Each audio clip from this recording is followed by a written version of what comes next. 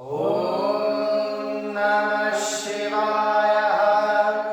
जटाटवीगलज्ज्वल प्रवाहपावितस्थले गले वरम्बलम्बिताम्बुजङ्गतुङ्गमालिकां डमड्डमड्डमड्डमनिनादवड्डमर्वयं चकारचण्डताण्डवं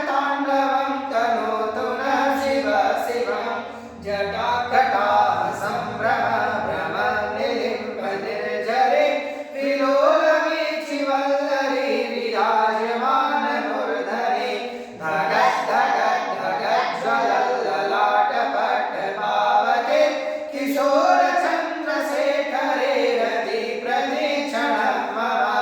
धराधरेन्द्रनन्दिनी विलासबन्धुबन्धुर स्फुरद्दिगन्तसन्तति प्रमोदमानमानसे कृपाकटाक्षधोरणे निरुद्धजाधरापदि क्वचिद्दिगम्बरे मनोविनोदहेतुवस्तुने जटाभुजङ्गपिङ्गलस्फुरत्फणामणिप्रभ कदम्बकुङ्कुमद्रव प्रलिप्तदिग्वधूमुखे मदान्धसिन्धुरस्फुरद्भुरस्रतिरमेदुरे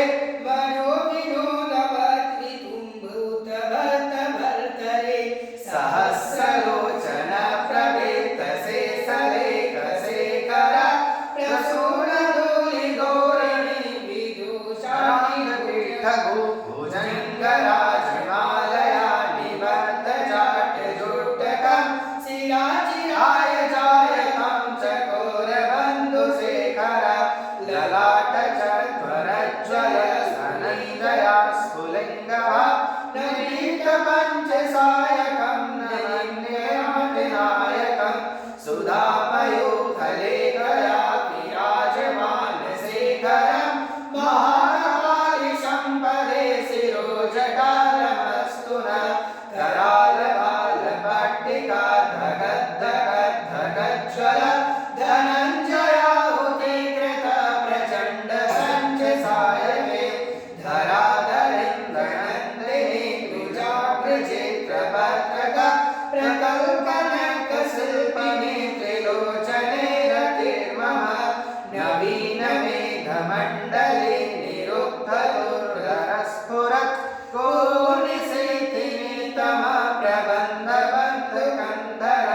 निलिम्पनिर्झरीधरस्तनोतिप्रीतिसिन्धुर करानिधानबन्धुर श्रियं जगद्दुरन्धुर प्रफुल्लनीलपङ्कज प्रपञ्चकालिमप्रभ वलम्बिकण्ठकन्दलीरुचि प्रबन्धकन्दरं स्मरच्छिदं पुरच्छिदं भवच्छिदं मखच्छिदं गजच्छिदं मकच्छिदं तमन्तकच्छिदं भजे अथर्व सर्वमङ्गलाकलाकदम्भमञ्जरी रसप्रवाहमाधुरी विजृम्भणा मधुव्रता स्मरान्तकं पुरान्तकं भवान्तकं मकान्तकं गजान्तकान्तकान्तकान्तकान्तकान्तकं भजे अथर्व सर्वमङ्गलाकलाकदम्भमञ्जरी रसप्रवाहमाधुरी विजृम्भणा मधुव्रतं स्मरान्तकं पुरान्तकं भवान्तकं मकान्तकं गजान्तकान्तकान्तकान्तकान्तकान्तकं भजे जयद्रविभ्रविभ्रमद्भुजङ्गमश्वश दिमिर्गमत्करं स्फुरत्करालभालभालभा धिमिद्धिमिद्धिमिद्धिमि घनमृदङ्गमङ्गलं ध्वनिक्रमप्रचण्डताण्डव शिव दृश्यचित्रकल्पयो भुजङ्गमाप्तिकष्टयो गरिष्ठरत्नलोष्टयो सुधिपक्षपक्षयो तृणारविन्दचक्षुषो प्रजामही मरीन्द्रयो समप्रभैकदा सदा शिवं भजाम्यहं तदान्यलिम्बनिर्झरे निकुञ्जकोटरे वसन् विमुक्तिदुर्मते सदा स्मरजरे वहन्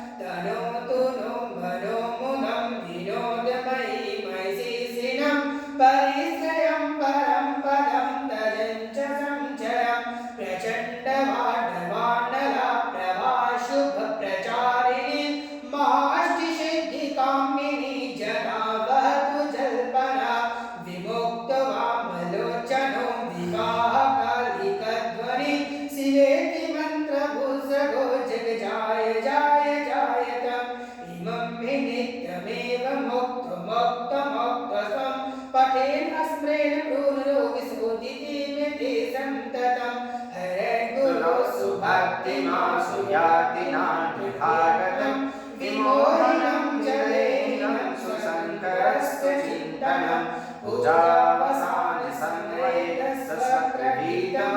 या शम्भो पूजनं परं पठति तुलसे तस्य रामरत्नस्तुरुक्तां लक्ष्मीं शरणं सुखं प्रदाय